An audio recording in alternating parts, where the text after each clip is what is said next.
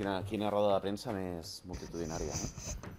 Comença el Joan explicant-vos una proposta que hem presentat avui mateix. Bé, una proposta que segueix preguntes i després continuo jo amb el tema del decàleg. Sí, jo molt ràpidament informar-vos que des del grup parlamentari d'Iniciativa Esquerra Unida hem presentat un requeriment a la Generalitat, al Govern, per tal que ens permeti accedir a l'informe que es va encarregar a PricewaterhouseCoopers, que té a veure amb tot el tema de la privatització, del presumpte informe de privatització de la sanitat pública. Sabeu que és un informe sobre un pla de privatitzacions a la sanitat pública que, segons sembla, preveu una privatització de 18 hospitals públics a Catalunya, 48 centres d'atenció primària a Catalunya i més d'un centenar d'altres dispositius assistencials.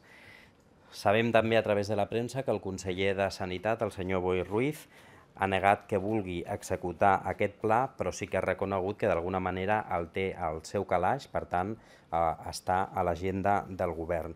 Diu que no és un document tancat, però des d'Iniciativa i Esquerra Unida el que volem és un compromís en ferm per part del govern que aquest pla no s'haurà d'executar. I, per tant, en aquest sentit, cal que hi hagi un compromís del govern de Catalunya que la salut pública no es ven, no són drets que estiguin en venda, sinó que són drets inalienables del conjunt dels ciutadans i de les ciutadanes de Catalunya. Cal també més mobilització dels catalans i de les catalanes al carrer i en defensa de la sanitat pública i, evidentment, ens cal també més transparència per part del govern perquè volem saber, des d'Iniciativa i des d'Esquerra Unida, i ens consta que també d'amplis sectors de la societat catalana, volem saber en què es gasta els diners el govern de la Generalitat i quina voluntat hi ha al darrere de tot això. Entre les preguntes que hem requerit al govern de la Generalitat està la de quants i quins estudis s'han realitzat per encàrrec del Departament de Salut, del CatSalut o de l'Institut Català de la Salut a consultores externes sobre la governança de l'ICS, la redefinició o la reestructuració de l'ICS. Quants i quins estudis s'han realitzat per encàrrec del Departament de Salut, del CatSalut o de l'Institut Català de la Salut a consultores externes sobre possibles canvis de gestió dels ens públics o amb participació pública del sistema sanitari, també quin ha estat l'encàrrec específic i l'objectiu de cadascun d'aquests informes, a quines consultores s'han encarregat, en quines dates van ser i, especialment, quin cost han tingut els esmentats estudis. Per acabar d'aquest tema, sí que us volíem dir que el problema de tota aquesta situació és que quan el govern percep que el que són drets del conjunt de la ciutadania, com ara parlem dels drets sanitaris, passen a ser considerats serveis i, per tant, hi ha una interacció econòmica, perdem en democràcia, tenim molta menys democràcia i guanyem en possible corrupció. I es donen casos de presumpta corrupció a Catalunya que tenen a veure amb la gestió privatitzadora dels serveis públics del nostre país. Et deixo... Molt bé, gràcies, Joan. Jo simplement afegia això que deia el Joan, que el que estem veient amb l'informe Pricewaterhouse i amb l'afany, en aquest cas, del govern de la Generalitat per privatitzar el que busca és això. Segurament que dels nostres drets alguns guanyin molts diners. I això té molt a veure amb el debat sobre la qualitat democràtica al que estem assistint. Jo haig de dir que des d'Iniciativa Verds i Esquerra Unida hem presentat multitud de vegades, multitud de propostes que han estat rebutjades. Quan va aparèixer el cas que va afectar a Santa Coloma, el cas Pretòria, vam plantejar un pacte anticorrupció a la resta de formacions polítiques, un pacte anticorrupció que el vam tornar a plantejar fa apenas un any i mig. Un pacte anticorrupció que hem proposat multitud de vegades. I els haig de dir que a la web d'Iniciativa Verds i d'Esquerra Unida tenen un resum de totes les propostes que hem fet en seu parlamentària en el Parlament de Catalunya, al Congrés dels Diputats, i propostes concretes d'acord entre els partits per un pacte a favor de la transparència i contra la corrupció. Sempre hi ha hagut una coincidència entre Partit Socialista, Partit Popular, Convergència i Unió en rebutjar-nos el gruix de les propostes. I per tant nosaltres el que no farem ara és fer veure que gesticulem sense continguts. Ja estem tips. I estem tips perquè portem masses nos acumulats. Masses vegades que Convergència i Unió, que Partit Popular, que Partit Socialista ha dit no a les propostes de transparència, de qualitat democràtica. Per això hem volgut centrar una proposta amb un decàleg de propostes, amb 10 propostes, que el que facin és garantir que aquest cop sí, i que sigui precisament a partir del compliment de les propostes que fem que ens posem a treballar. No la gesticulació per la gesticulació. No el fer veure que fem quan en realitat no estem fent res, que això és el que està fent avui, lamentablement, Convergència i Unió, Partit Popular i, lamentablement, també encara Partit Socialista. Per això nosaltres plantegem el primer compromís, exemplaritat dels càrrecs públics.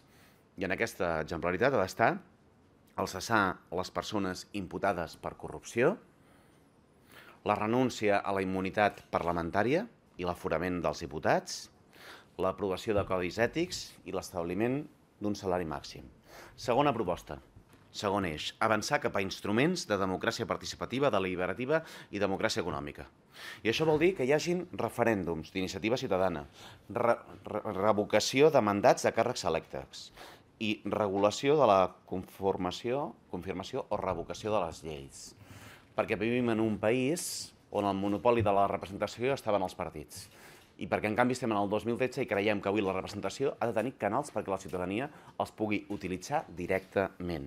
I així garantir que si un partit no compleix amb el seu programa, la ciutadania tingui els instruments precisament per revocar l'incompliment del programa, per revocar un govern o per derogar una llei. Democràcia econòmica. Perquè en el funcionament de la democràcia, és molt important que l'economia funcioni bé. I, per tant, una ponència conjunta per evitar precisament la concentració de poder en molt pocs sectors empresarials. Afecta clarament a la qualitat democràtica. I, per descomptat, una proposta estrella. Una proposta estrella que el que faci és apartar els corruptes de la política. Però que el que faci és apartar els corruptors de la seva relació amb l'administració, garantint que cap corruptor, que cap empresari que ha corromput pugui contractar amb l'administració pública. Mirin que és senzill. Es tracta d'apartar els corruptors i apartar els corruptes, d'apartar aquells que reben diners i d'apartar aquelles empreses, aquells empresaris que posen diners damunt de la taula perquè les decisions siguin a favor seu. Per tant, en el segon eix, el de l'instrument de democràcia participativa, deliberativa i una autèntica democràcia econòmica, també plantegem aquest element. Tercer bloc, limitació i màxim control en el finançament dels partits polítics, crèdits i condonacions i garantia del finançament públic, entenent que surt molt car la reducció dràstica o l'eliminació del finançament públic. I ho dic perquè molt sovint escoltarem hem reduït tants diners del finançament dels partits polítics. Surt molt car. Surt molt més car que els partits polítics els financin empreses. Perquè quan aquestes empreses els financen és a canvi d'alguna cosa. Per tant, nosaltres no creiem en aquells sistemes que el que fan és eliminar o reduir dràsticament el finançament públic. Això sí, el que creiem és que ha d'haver una legislació clara i específica que prohibeixi la condonació de deutes, que prohibeixi la donació per part de persones jurídiques, que limiti dràsticament les donacions per part de persones físiques i que garanteixi que en casos de finançament irregular el partit deixarà de percebre el finançament públic amb un vector que multipliqui allò que ha rebut.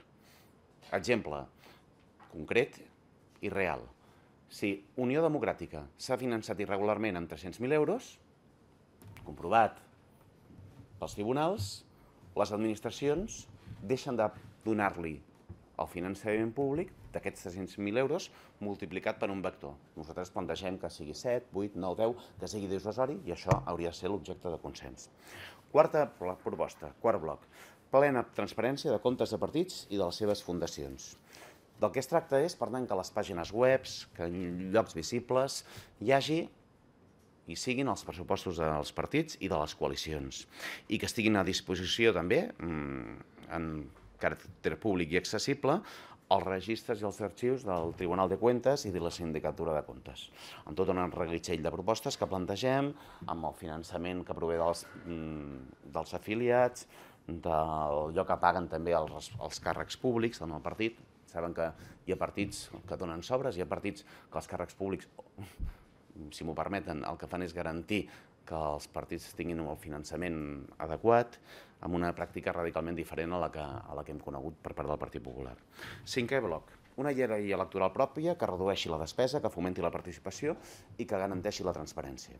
Amb una creació d'una sindicatura electoral de Catalunya, per garantir precisament que hi ha un control sobre les campanyes, amb llistes obertes i desbloquejades, amb un mailing únic I hi ha propostes que plantegem en aquest bloc per tal de garantir precisament la reducció de la despesa i el foment de la participació, entenent a més que els candidats s'han de triar en primàries i ja no només els caps de llista, sinó el conjunt de la llista.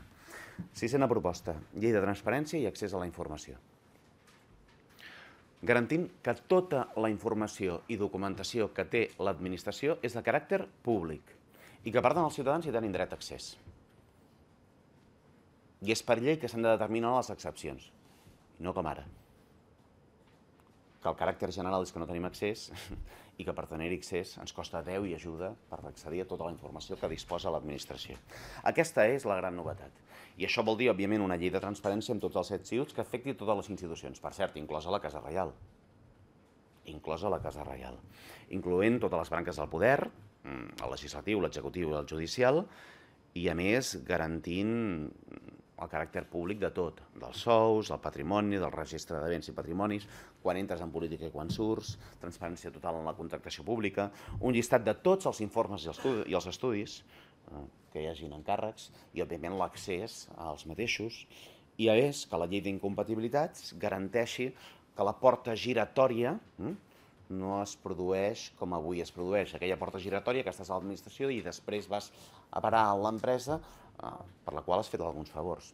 I garantint, a més, que sigui un òrgan independent el que estableixi en els respectius informes la potestat d'aquella persona de treballar en una empresa o una altra. Vostès saben, poso un cas que jo vaig portar al Congrés dels Diputats, que en els casos d'algunes incompatibilitats és la mateixa administració la que fa l'informe. Cas Tàboes, que va passar de l'Oficina Econòmica del Govern d'Espanya a Seopan, el lobby de la gran constructora. Doncs l'informe que acreditava que jo no era incompatible era un informe de la ministra Salgado. No pot ser.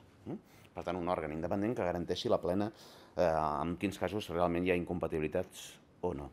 Setè bloc, registre i control de lobbies i grups de pressió. Perquè lobbies existeixen, sempre n'hi ha hagut i probablement hi continuaran sent. I per tant, un registre públic, un registre obligatori i un registre que garanteixi que les relacions amb el legislatiu i amb l'executiu es fan en caràcter transparent, com passa a tot arreu o a alguns llocs, especialment en els llocs més avançats i en els llocs on l'economia funciona millor. I, òbviament, garantint que les agendes són públiques, que s'elaborarà un codi de conducta per a aquests grups de pressió i que garantirem un millor funcionament. Més recursos per als òrgans de control i capacitat sancionadora real, amb més recursos humans i fent que la Sindicatura de Comptes i el Tribunal de Cuentas tinguin realment els instruments per al control efectiu sobre la pràctica, en aquest cas, dels partits. Un novè bloc, el combat específic integral contra la corrupció urbanística. Perquè avui la corrupció urbanística estarà fora de l'agenda perquè no tenim la bombolla immobiliària, però sabem que hi ha alguns que pretenen sortir de la crisi tornant a instal·lar-nos amb la bombolla immobiliària. I, per tant, aquest ha de ser un element clau, fixant preus màxims de venda de sòl, incrementant la part pública en benefici de l'interès general de les plusvàlues generades per l'actuació urbanística, amb la creació efectiva dels consells assessors urbanístics, consells que el que garanteixin és la participació de la ciutadania, amb creació d'un registre públic de requalificacions de sòl i amb propostes concretes que hem establert, moltes més fins i tot de les que aquí apareixen. I, per últim, un enduriment penal contra la corrupció i un reforçament de la justícia, incloent en el Codi Penal la tipificació del finançament irregular dels partits, ampliant els terminis de prescripció, element clau que fa que en molts casos, en molts delictes comesos, aquests delictes finalment no puguin ser jutjats per l'escurçament o per un període de prescripció excessivament curt, l'ampliació fins a 30 anys de la inhabilitació per ocupar qualsevol càrrec, o reduir i simplificar els terminis d'instrucció. He resumit les propostes perquè, com vostès veuen, hi ha moltes més propostes que no les he esmentat. Però creiem que aquestes 10 propostes, que aquest decàleg, és un bon instrument. Dir-los que nosaltres volem un compromís, que això s'aplicarà, i el nostre compromís ja hi és. Que allò que proposem, això és el que aplicarem. Però que aquest compromís ha de venir precisament d'aquells que han votat en contra sempre d'aquestes propostes. Sempre. No val ara amb el discurs del tots són iguals, o en l'altre discurs del no tothom ha fet el mateix. No, amb aquest discurs ja no val. Ara el que necessitem és un discurs concret, específic, un discurs de proposta. I un discurs que el que faci és el compromís d'expulsar, de cessar a les persones imputades per corrupció, del compromís d'apartar els corruptes i d'apartar els corruptors, que cap corruptor, que cap empresari que ha posat diners damunt de la taula per tenir un tracte de favor podrà contractar amb l'administració pública. El que cal és un compromís de transparència total i absoluta, fent que tota la informació de l'administració està al servei de la ciutadania. El que cal és un compromís en la limitació del finançament privat per part dels partits polítics. El que necessitem és una manera d'actuar més democràtica, on la democràcia representativa se li sumin instruments de democràcia participativa que permetin que la gent, que la ciutadania, tingui instruments de control. El que cal és democràcia econòmica, garantint que empreses amb un domini absolut en el seu sector poden comprar voluntats de múltiples maneres. Tot això és el que necessitem i tot això és el que ens cal. I el que ens cal també és una manera de poder triar els nostres electes més participativa i amb més instruments de control sobre allò que fan. El que necessitem és plena transparència, una política amb les parets de vidre. I això és el que estem plantejant. Això ho farem arribar a tots els grups parlamentaris. I demà mateix, plantejarem aquesta proposta en el ple del Parlament al responsable de la lluita contra la corrupció del Govern de la Generalitat de Catalunya, que com vostès saben és el senyor Artur Mas i Gavarró. Artur Mas i Gavarró es va comprometre ell mateix a ser el responsable en la lluita contra la corrupció del govern. En el darrer debat, en el debat sobre la Constitució del govern que vaig tenir, el debat que va tenir en aquest cas amb mi, jo li vaig preguntar qui era el responsable i em va dir jo. Doncs bé, el senyor Artur Mas i Gavarró demà serà interpel·lat sobre aquestes mesures. I per cert, esperem que respongui ell, perquè ell és el responsable. D'acord amb el que ens va dir? I per tant, hi haurà una pregunta que li faré jo mateix, al senyor Artur Mas, i hi haurà una interpel·lació que li farà el grup parlamentari. I en aquesta pregunta i en aquesta interpel·lació posarem 10 propostes damunt de la taula. 10 propostes concretes i 10 propostes que volem que es comprometi. Sabem que avui tenim un problema greu i un problema greu per sortir de la crisi. El problema greu per sortir de la crisi és la necessitat que els nostres governants defensin l'interès general. Aquí el problema no és només els corruptes, han estat els corruptors. I aquells que han volgut, i en alguns casos han aconseguit, segrestar governs i segrestar algunes decisions. Doncs bé, nosaltres volem que això no es normalitzi i volem acabar amb això, i d'això es tracta. Bé, per aquests temes i qualsevol altre també que vulgueu... Aquí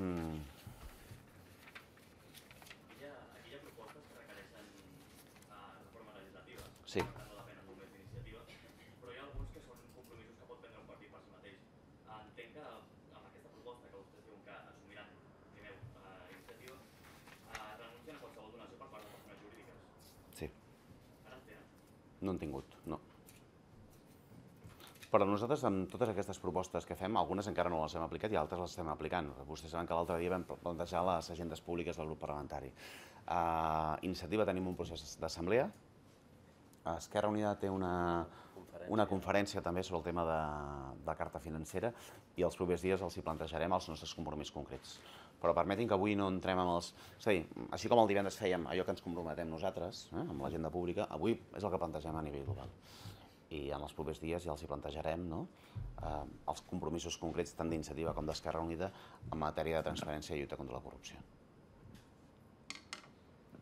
Entenem que per Iniciativa Esquerra Unida aquest text és un dels pilars de funcionament a partir d'ara i tenint en compte que amb Convergència i Unió, amb el govern, tenen part de l'agenda de la legislatura en comú, sobretot en tot allò que es refereix al dret a decidir i, per exemple, la llei de consultes que se n'està parlant aquests dies. No sé si us heu plantejat que alguna d'aquestes propostes, entenc que no totes, però alguna, sigui una condició sine qua non per seguir parlant d'altres coses. Jo ho vaig dir i em ratifico. Crec que no es pot fer cap procés de transició amb tanta corrupció. I que, per tant, aquells que estan afectats per casos de corrupció, Convergència i Unió, Partit Popular, Partit Socialista, han de respondre. I han de respondre amb propostes molt concretes. 2. Entorn al dret a decidir, volem el protagonisme del Parlament. I nosaltres no vam pactar una resolució i una proposta, una declaració, perquè sí. sinó hi havia un compromís de protagonisme del Parlament. I per tant esperem que aquesta comissió del Parlament es constitueixi d'una vegada per totes.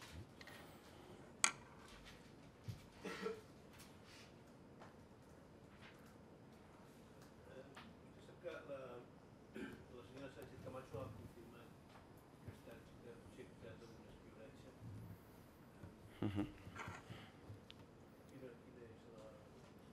Quina és l'opinió o quina reflexió fa més aquí? Jo crec que aquí hi ha dues coses greus, bastant greus, no? La primera d'elles, la senyora Sánchez Camacho, en la seva qualitat de diputada de càrrec públic, va ser informada entorn a la comissió d'un delicte. Hi ha un deure que és el deure de denúncia. Hi ha un delicte, que és l'omissió de denunciar un delicte. I per tant crec que la Fiscalia hauria d'actuar d'ofici per determinar si la senyora Sánchez Camacho ha comès el delicte de l'omissió de denunciar. Vostès saben que nosaltres en casos similars, Sabadell és un exemple, no? Quan hem tingut coneixement d'un possible cas de corrupció ho hem posat en coneixement de la justícia o en aquest cas dels cossos de seguretat. Per tant, la Fiscalia ha d'actuar d'ofici entorn a si la senyora Sánchez Camacho ha comès el delicte de l'omissió de denunciar. 2. Creiem que és gravíssim que hi hagi investigacions privades que segons algunes fonts diuen que provenen de determinats partits polítics investigant en aquest cas determinades reunions. I per tant s'hauria de determinar si també s'ha comès algun tipus de delicte a aquelles persones que han encarregat aquestes investigacions. 3. Aquelles persones que investigaven s'entén que van conèixer el delicte. I si van conèixer el delicte, per què no el van denunciar? Per tant, si van investigar i l'objectiu real de la investigació, segons diuen, era el coneixement del delicte, si van conèixer el delicte, per què no van denunciar el delicte? Quarta reflexió. Miri, la quarta reflexió és simple. Partit Popular, Socialistes i Convergència i Unió són partits que no poden donar cap lliçó, cap ni una, que s'han tacats per masses casos i per una ferum que, vaja, no cal que la descrigui, no?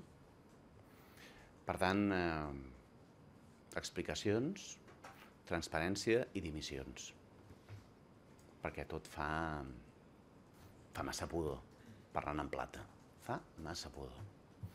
I no és tolerable tot el que està succeint. Per últim, ens agradaria que si hi ha hagut investigacions, que aquells que han encarregat les investigacions, i així s'acredita i sembla que s'està acreditant,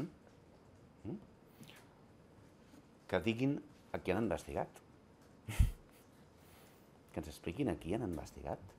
Perquè la veritat és que jo, no sé, el Joan i jo ara ho parlàvem tot just quan veníem cap a la roda i ho parlàvem també amb la gent de l'equip. Et queda una sensació de perplexitat. Què ha passat? A qui han investigat? I que ens ho expliquin. Que ens ho expliquin. Una segona pregunta que volia fer. Vostès fan una proposta de càrrec contra la corrupció. El president de la Generalitat va fer la iniciativa de reunir els òrgans supervisors i el president de la Justícia i el fiscal en cap de Catalunya. També hi havia el síndic de Greuges, que és una persona de trajectòria, diguem-ne, vinculada a l'iniciativa de Catalunya, que d'alguna manera vostès van fer perquè ell tingués aquest càrrec, no? I com que aquí, en aquest àmbit s'estan prenent decisions i el president de la Generalitat va dir que volia escoltar les seves propostes, vostès van donar això al senyor Teixidó perquè ho defensi. No. Com vostè sap, el síndic de Greuges va ser votat amb els vots de tota la cambra. No? Per tant, el senyor Ribó té la vinculació, i a més se'n cuida molt ell que així sigui, amb el nostre grup parlamentari, la mateixa relació que té amb la resta de grups parlamentaris. Ja li puc dir que se'n cuida molt que així sigui. I per tant, no li hem fet arribar aquest decàleg. Però és que és més, he tingut coneixement que al teatret de la setmana passada, el de dimecres, en el Palau de la Generalitat, no hi havia agenda, no hi havia propostes, no hi havia cap tipus d'iniciativa. Per tant, nosaltres aquest decàleg, un decàleg molt semblant, el té el senyor Mas des de fa 3 anys. És més, moltes d'aquestes propostes el senyor Mas ha votat en contra. No només el senyor Mas, siguem justos. El Partit Popular també ha votat en contra. I el Partit Socialista també. Per tant, moltes d'aquestes propostes, alguna d'elles l'hem incorporat, també li dic, però moltes d'aquestes propostes s'han votat en contra. O no les han volgut escoltar, o no s'han posat al telèfon, o han passat desapercebudes. De fet, la majoria de vegades passaven desapercebudes, aquestes propostes. Doncs bé, si tenen la voluntat les coneixen, però no es preocupin que ara els hi farem arribar. I els hi farem arribar a tots els grups parlamentaris i, per descomptat, el responsable de la lluita anticorrupció, contra la corrupció i per la transparència en el govern, el senyor Mas i Gavarro.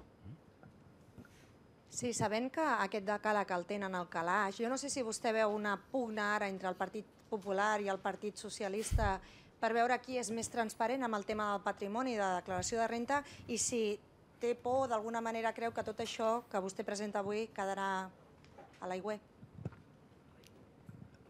Miri, en primer lloc, això que plantejo ara i propostes molt similars les hem presentades durant una pila d'anys.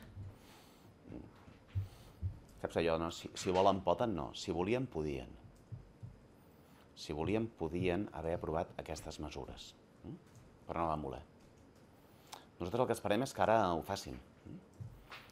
I si no és ara, quan?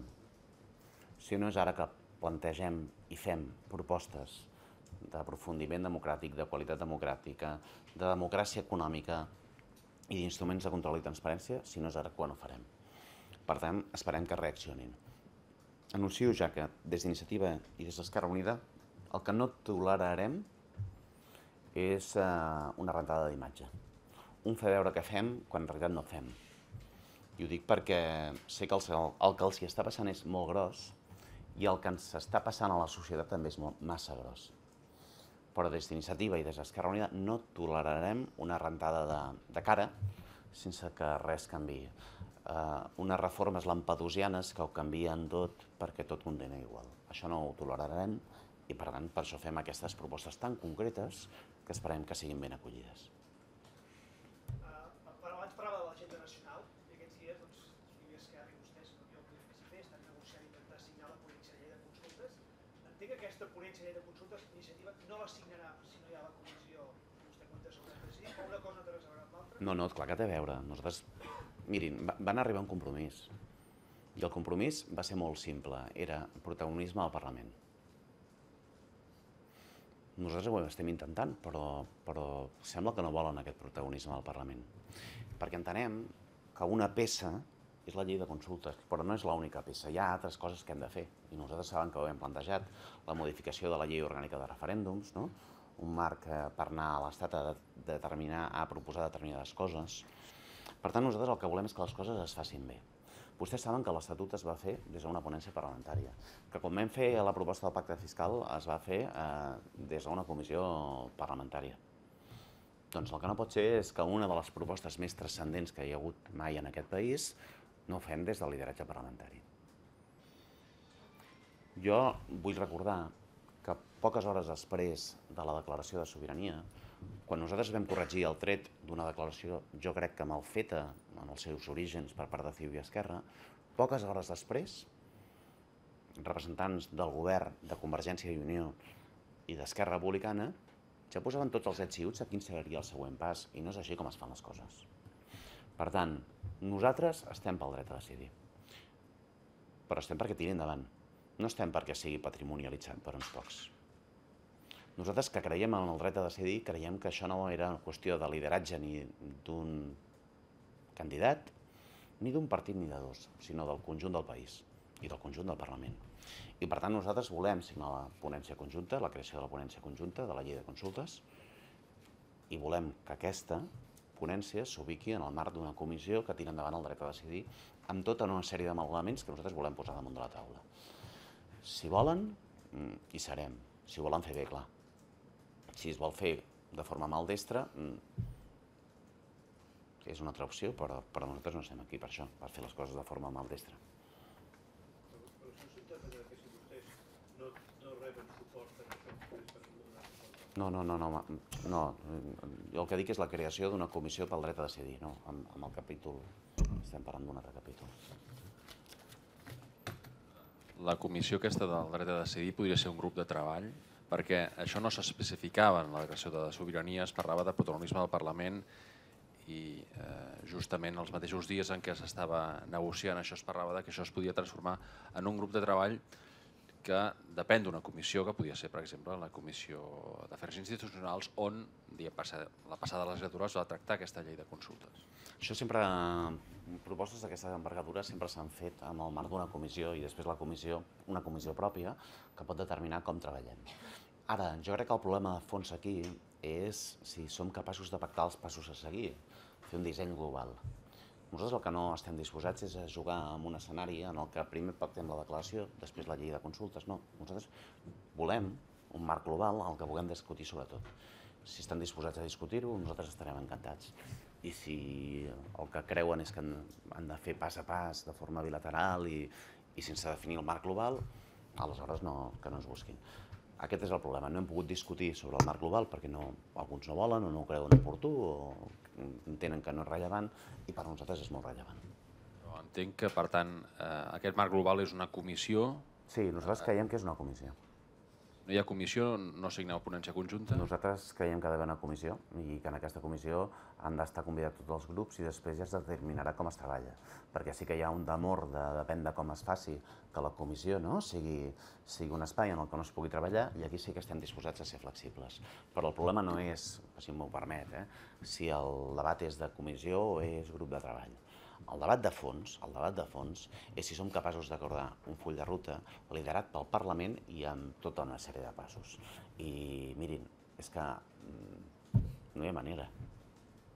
I no hi ha manera per què? Perquè alguns creuen que això es pot fer amb una proposta ara, després amb una altra, i jo vaig dir-ho, crec que les maneres, si volem que això tiri endavant, són molt importants. Molt. I tinc la sensació que alguns no les cuiden gaire.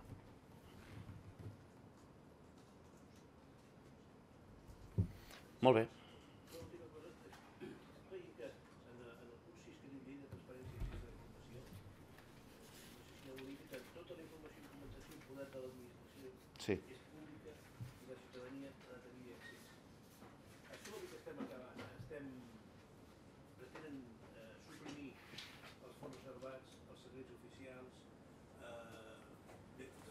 tot allò que es pugui suprimir, ho suprimirem. I en tot cas, és a dir, partim d'un principi general. I el principi general és que tota la informació i documentació que disposa l'administració és pública i per tant tothom té accés.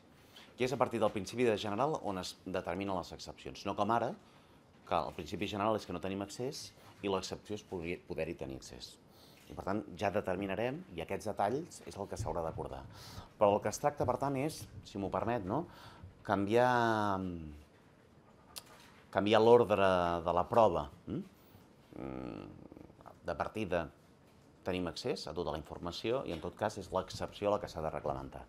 I no com ara, que l'excepció és l'accés i no al revés. En el seu cas, el segon no vol dir que vostès plantegin dissoldre el CNI.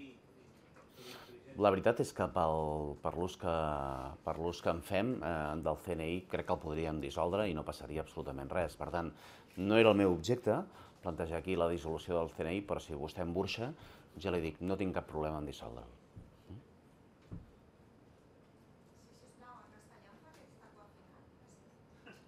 Quina?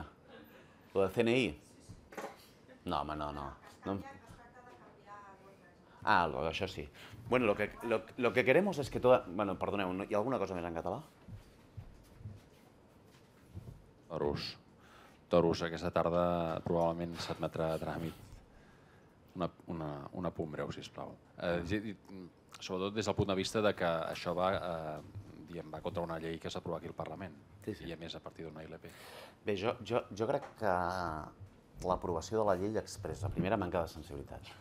Manca de sensibilitat envers un poble, un país que ha dit que no vol fer del patiment un animal un espectacle. I per tant a mi m'agradaria que aquesta sensibilitat que ha tingut el Parlament derivat d'una iniciativa legislativa popular la tinguessin a la resta de l'Estat. 2. Manca de sensibilitat democràtica. I manca de sensibilitat democràtica perquè aquest país ha dit que no volem els toros. I per tant han de respectar-ho. I 3. Crec que ho utilitzen com a cortina de fum, el PP. perquè mentre parlen dels toros no parlen de la corrupció, de la desastrosa política econòmica que estan fent. Per tant, aquestes 3 consideracions. I ja estem, ¿no? Volíeu en castellà, ¿no? El principio general es que toda la información de la administración sea de carácter público y por tanto la excepción sea cuando no puedes tener acceso, no como hasta ahora. En segundo lugar, lo que queremos es que todo imputado por corrupción sea apartado de sus responsabilidades, de sus cargos. En tercer elemento, que haya referéndums de revocación ciudadana, que se puedan revocar a gobiernos que no cumplen con sus programas o a leyes que simplemente no está de acuerdo la ciudadanía. Y por supuesto, que haya toda la transparencia para una política con las paredes de cristal y que además el sistema electoral sea un sistema electoral más participativo y no solo haya monopolio de representación en los partidos, sino que avancemos hacia un modelo de democracia más participativa, deliberativa y, atención, también con democracia económica, garantizando, en definitiva, que determinadas empresas no puedan comprar voluntades. Se trata, por tanto, de apartar a los corruptos, por supuesto que sí, pero también apartar a los corruptores, aquellos que compran voluntades, que secuestran gobiernos, poniendo dinero encima de la mesa, garantizando que los corruptores no puedan volver a contratar con la administración pública. Molt bé. Gràcies.